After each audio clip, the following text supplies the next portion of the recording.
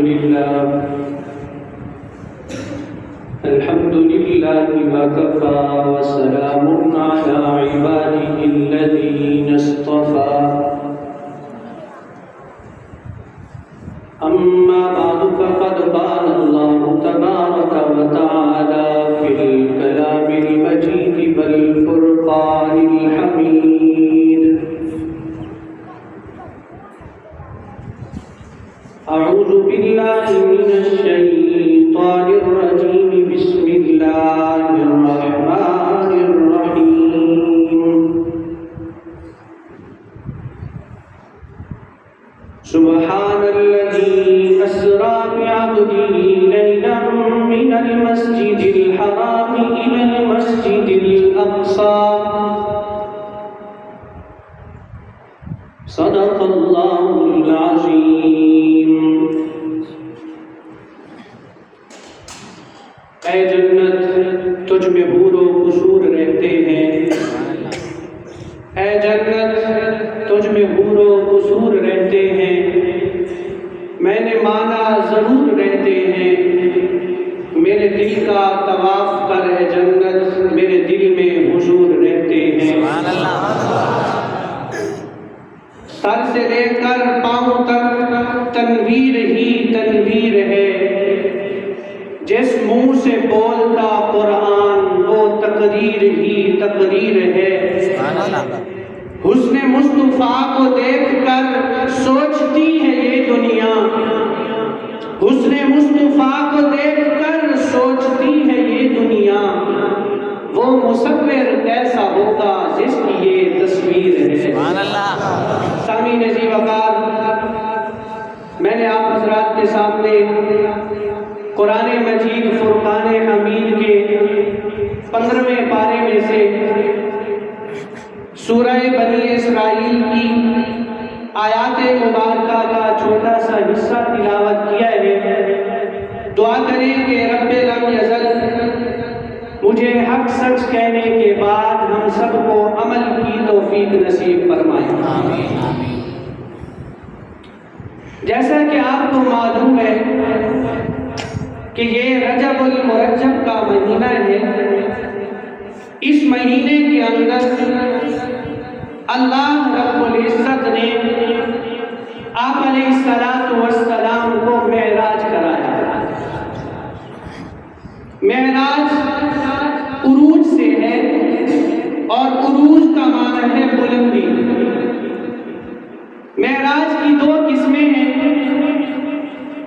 ایک ہے ظاہری معراج اور ایک ہے باطنی معراج.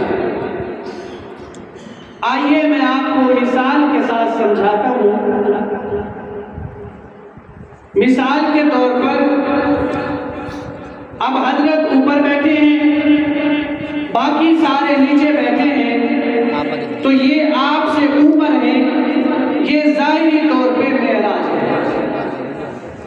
اور باطنی معراج یہ ہے کہ میں بھی نیچے ہوں، بیٹھا بھی آپ کے ساتھ اسی چٹائی کے اوپر ہوں، یا آپ کے امام صاحب ہیں وہ بیٹھے آپ کے ساتھ آپ کی چٹائی کے اوپر ہیں، یا آپ کے والد صاحب ہیں بیٹھے آپ کے ساتھ ہیں، بیٹھے چٹائی کے اوپر ہیں، لیکن سب سمجھتے ہیں کہ جو مقام اللہ نے والد کو دیا ہے وہ بیٹے کا نہیں، جو مقام اللہ نے امام کو دیا ہے وہ مقتدیوں کا نہیں. اسی طرح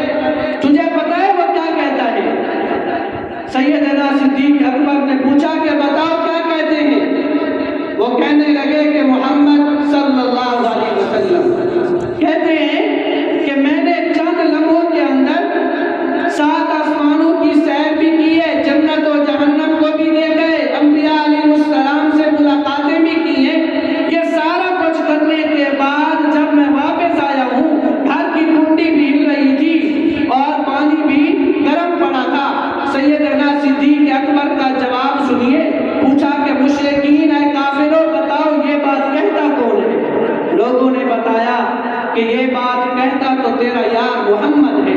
تو سیدنا صدیق اکبر نے فرمایا کہ مشرکو سن لو، اگر یہ بات میرا یار محمد کرتا ہے تو بات سچی ہے، سبحان اللہ، تو بات سچی ہے۔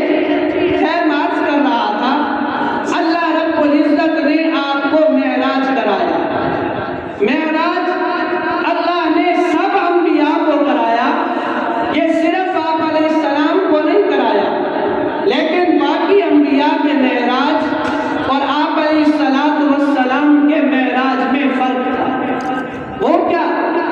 اللہ رب العزت نے باقیوں کو جو معراج کرایا وہ معراج بصورت امتحان تھا، لیکن جس وقت آپ علیہ السلام نے محبوب محمد مصطفیٰ احمد مجتبیٰ صلی اللہ علیہ وسلم کو معراج کرایا، یہ معراج امتحان نہیں بلکہ بطور انعام تھا۔ سبحان اللہ۔ آپ نے دنیا میں دیکھا ہوگا کہ جس وقت بچہ کوئی امتحان دیتا ہے، امتحان دینے کے بعد جب وہ اچھے نمبر لیتا ہے، پھر اس میں بچے دو طرح کے ہوتے ہیں۔ کچھ بچے ایسے ہوتے ہیں کہ جو سب سے زیادہ ٹاپ کرتے ہیں، تو مدرسے والے انتظامیہ اس کے لیے ایک تقریب رکھتے ہیں، اس تقریب کے اندر سب کو بلا کے بتاتے ہیں کہ یہ وہ بچہ ہے جس نے ہمارے اسکول میں ہمارے مدرسے میں فرسٹ پوزیشن حاصل کی ہے۔ تو آپ علیہ السلام کے لیے بھی اللہ رب العزت نے اسی طرح محفل سجائی، سب انبیاء علیہ السلام کو بلایا، اللہ نے انبیاء علیہ السلام سے ملاقات کرائی۔ خیر معرض کر رہا تھا کہ جو آپ کا معراج تھا یہ بصورت امتحان نہیں بلکہ بصورت انعام تھا۔ اللہ رب العزت نے آدم علیہ السلام کو معراج کرائی، جس وقت عرفات کے میدان میں تھے، اماں حوا سے ملاقات ہوئی اور اللہ رب العزت نے جنت سے اتار کے اس دنیا میں بھیجا۔ اماں حوا کو ڈھونڈتے ڈھونڈتے جب عرفات کے میدان میں ملے تو اللہ رب العزت نے چند کلمات عطا کیے، ربنا ظلمنا انفسنا وان لم تغفر لنا وترحمنا لنکونن من الخاسرین۔ تو اللہ رب العزت نے یہ جملے آپ کو عطا فرمائے۔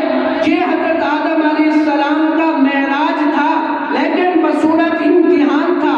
حضرت یونس علیہ السلام کا معراج تھا مچھلی کے پیٹ کے اندر، یوسف علیہ السلام کا معراج تھا کنویں کے اندر، حضرت یعقوب علیہ السلام کو اللہ نے معراج کرائی اپنے بیٹے کی تکلیف اور آزمائش دے کر۔ اللہ رب العزت نے سب کو معراج کرایا، لیکن ان کا معراج بصورت امتحان تھا، لیکن جو اللہ نے محبوب کو معراج کرائی یہ بصورت امتحان نہیں بلکہ بصورت انعام تھا۔ جس وقت آپ علیہ السلام مکہ کے اندر کفار کی تکلیفوں کی وجہ سے پریشان ہوئے تو اللہ رب العزت نے دیکھا کہ اب آپ کے اوپر صدمات کی انتہا ہو چکی ہے، آپ بہت زیادہ صدمات برداشت کر چکے ہیں، تو اس کے بعد اللہ رب العزت نے جبرائیل امین کو بھیجا اور بولا جاؤ محبوب کو میں سیر کرانا چاہتا ہوں، جاؤ جا کے براق لے کے آؤ، میں آپ کو 7 آسمانوں کی سیر کرا کے آپ کے محبوب کے دلوں کو خوش کرنا چاہتا ہوں۔ میں یہیں پہ اپنی بات کو ختم کرنا چاہتا ہوں۔ وآخر دعوانا ان الحمد للہ رب العالمین۔